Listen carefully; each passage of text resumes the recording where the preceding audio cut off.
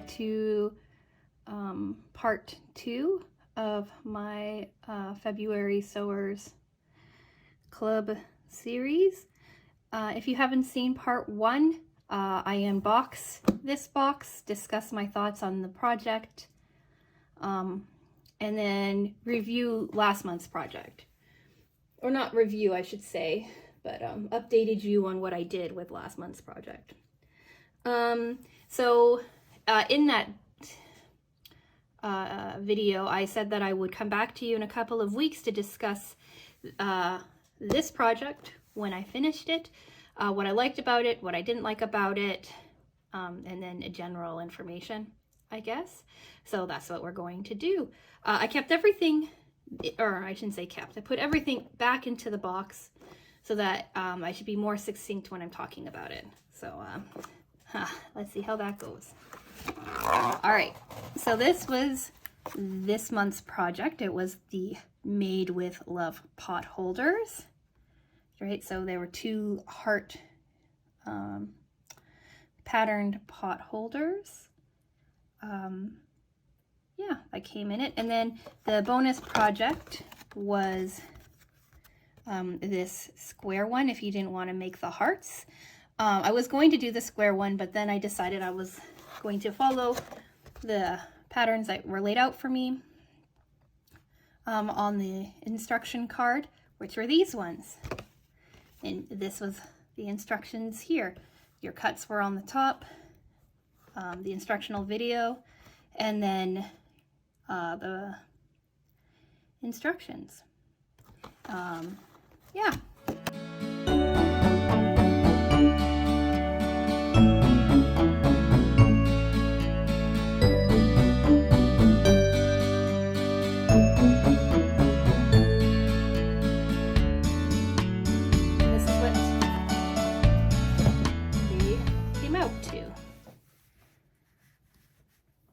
Here's the top, here's the back. It's a pretty straightforward pattern this month. It only really took me an afternoon to make, which was nice. A couple of hours to cut, because I think there's something like 32 individual pieces to cut, but that was pretty simple too. What I did is I watched the instructional video first, which really helps explain these instructions, gives you a clearer idea of how to put it all together. I'm a bit more of a visual learner, so it was really nice to see it all laid out for me first before going in and trying to figure out the instructions, because there is a good chance I would be confused. Yeah, so yeah, I think it turned out nicely. I think they look like the sample picture. So I'm going to discuss the pros first of the pattern, of the project and everything, and then I'll talk about the cons, and then user error, because there's always user error. So the first pro is I liked how simple and straightforward the instructions were. Like I said just a minute ago, with the help of the video tutorial and this, it was really easy to put this together. Really easy. I like the pattern itself. I like the heart. I'm a heart kind of person, so I enjoyed that. I enjoyed making these tabs. I like little details like that, so that was fun. I also liked the amount of layers that these go into. These are a very nice and substantial pot holder. I haven't used them yet, but they are a substantial pot holder, nice and thick. It came, right, it's 4 layers. It's a layer of this, what do they call it? Insul fleece. And then there's also a layer of cotton batting, right? And then the cotton batting went on the top layer and the insul fleece went on the bottom layer, I believe. So it was nice and substantial. Like I said, I haven't tried them out yet, but I will, probably. What else did I like? that's about it for the likes.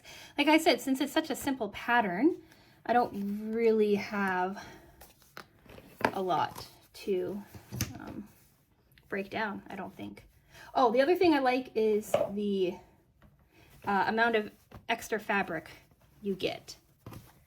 So I do have enough to make a third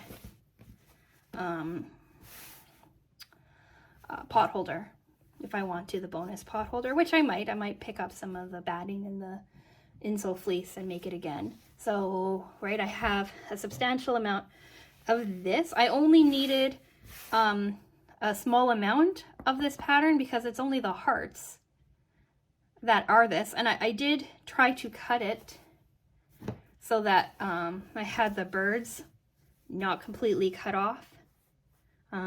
It didn't work out so well. I cut off this guy's beak, I cut off this guy's forehead, but in general I like how they came out. I have the same amount of fabric left over in this, and again, it's because I only needed to cut 9-inch squares out of this, so I only needed to cut 18 inches, and I got 10 by 44 inches pieces of fabric. All three of them are the same amount, 10 by 44, and then I have about half that amount left in this yellow fabric. It's my least favorite fabric, so that's okay. So yeah, that's it for the pros for the project, I think. For the cons, there's only one major con about this, I think, for me anyway, and that's just the patterns of the fabric. I like the overall pattern. I like the heart. I liked being able to make a pot holder. I liked how simple this project this month was. But I just don't like the pattern. I don't like this yellow color. I've never liked this kind of mustardy yellow kind of family. I know it's popular right now, but it's not my thing. I do not like it. And I can't with this fabric, this floral pattern. Years ago, when I was going through university, I worked in a bedding store, and we used to have really inexpensive sheets. We had, I think the queen size was like $15 Canadian, $16 Canadian. They were a really low thread count. I want to say like 160, something like that. We used to get them in these giant boxes, and we'd of like not great colors, not great patterns, all of that stuff. And this reminds me of those sheet sets and duvet cover sets and stuff. It's a personal opinion. I know other people really like this kind of nostalgia style of fabric. It's just not for me. It's just not my color scheme. It's not my pattern. It's just not me. I do like the pink for the birds, and I like the birds in themselves, but that's about it with this material. The cotton itself, the quality of the cotton is really good. It's a really nice, sturdy cotton. So I'm not complaining about the quality of the fabric. I'm just complaining about the pattern. I thought about changing it up and maybe just doing like the yellow for the heart, or maybe just the floral for the heart, so that it was the least amount of fabric that I needed. But I wanted to stay true to the sample, so that's why I did it. I did change the tabs. The tabs on the instructions called for this floral material, but because I had cut 18 inches of this, and I had a whole bunch of extra pieces of this pink, I just went with the pink for the tabs instead. And I honestly don't think it really changes anything anyway. So yeah, that was the biggest con. The only con really is just the color scheme. I hate it. Hate being blunt like that, but it's not to my taste. Yeah, okay, so moving right on to user error. I am a novice when it comes to sewing. I've only done a handful of projects really. I enjoy sewing, and I'm really happy to have this box and to be able to expand my sewing abilities. So that makes me the most happy about the Sewers Club boxes, is being able to learn new things. So there's three main user errors. Four. I'll say four main user error issues. The first one is I wasn't as precise with sewing these little corners as I should have been, which made everything kind of have to shrink down. It's not the end of the world, but it did cause a bit of a problem later on. The other thing is I had a lot of fun kind of quilting this, and because of it I kind of went off the rails a bit in some sections, and you can see that I wasn't as precise as I could be. I think this one is better than this one. Who knows? Yeah, see, like down here and stuff, I could have been better. But yeah, so it was me kind of just having fun with this top quilting, and it kind of looks a little messy. I don't think it's terrible. And anybody who's looking that closely at your pot holders and commenting on your off stitches isn't really a friend anyway. And then on the back, this one I did in 1.5 inch quilted sections, because I usually like a really nice large quilted area. And then this one I mismeasured, and I only did 3/4 of an inch for quilted instead of 1 inch. So yeah, I actually did both of them at 3/4 of an inch before I realized they were 3/4 of an inch. And then when I was sewing this one, I was like, oh, whoops, they're too small.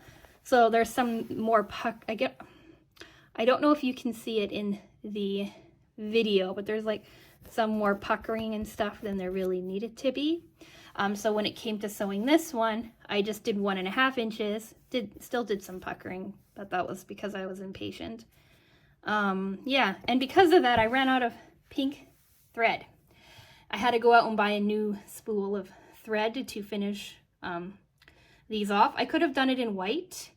I actually did the joining of the fabric in white, but I did go out and buy more pink so that I could do the finished top stitching in pink, because I'm a perfectionist like that. And then the fourth issue with user error is because I wasn't as precise with these. These measure 7.5 inches square rather than the approximate 8.5 inches square that the instructions say that it should be. Not the end of the world, really. Like, they still look nice. They're nice and square. They still look like the picture, which makes me very happy. But yeah, just to be transparent and honest, that's what happened, is that they're only 7.5 inches rather than 8.5. But weirdly enough, because I screwed up equally on both of them, they are exactly the same size. See? So, not sure how that worked out, but they are exactly the same size. Yeah, and then I also got bonus items in this month's box, like I do every month. I have this iron holder or whatever.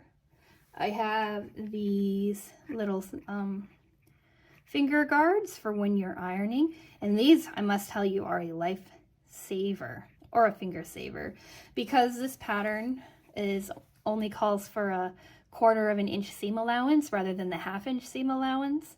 When I was ironing down all of these little pieces, ironing the seams flat, these came in really handy so as to not burn my fingers. So I absolutely love these things. So happy to have them. I never used the iron rest because I forgot about it. And I have been ironing for years and years and years, right? I ironed for my cousin, the woman who gave me this box as a Christmas present. I ironed for her when I was a kid because that was part of me helping her sew. And then in my retail job, when I put myself through university, I ironed sheets for 6 years. 2 or 3 or 4 times a week. I'd iron sheets, I'd iron window coverings, all of that stuff. I did a lot of ironing. So I've learned to keep my iron upright. So something like this kind of is great to have, and I'm excited to have it, and I'll try to remember to use it. But as of right now, I don't even think about lying my iron flat on anything. And then the last thing is I got a pack of 4 of these bobbin buddies, right? They just fit onto your bobbin like so to keep your bobbins together or your thread from unraveling.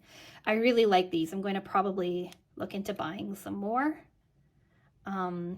because I have a box full of bobbins and this would be a lifesaver for that.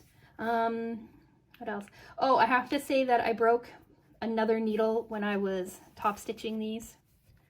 So that's my 3rd needle in, I want to say 3 weeks probably. So I'm taking my needle in for, I'm taking my sewing machine in for servicing because I think it might be time. So I'll update you guys on the servicing saga. And next month's video might be delayed because in my community there's a lot of ladies who have been making a lot of masks. The guy that I'm taking my sewing machines to said that there might be a minor delay in getting it taken care of just because he has quite a few ladies having their machines serviced right now because of the mask making. Yeah, so that was a rambling tangent.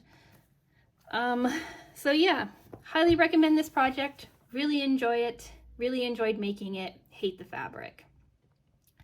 Let me know in the comments what you thought of this project. If you have any questions about assembly or anything like that. I am thinking about making the bonus project as well, but I would have to order more of the cotton batting and insole fleece, or go to my local fabric store and see if they have any. But even if I did, it would be a delay on making that just because, like I said, I'm having my sewing machine serviced. If you've made it this far, thank you so much to listening to me ramble. There will be another Sewers Club video up in the end of February, beginning of March when I get my next box in. And then a project video after that at some point after I get my sewing machine back. All right, well, thanks for watching. I'll talk to you again. Bye.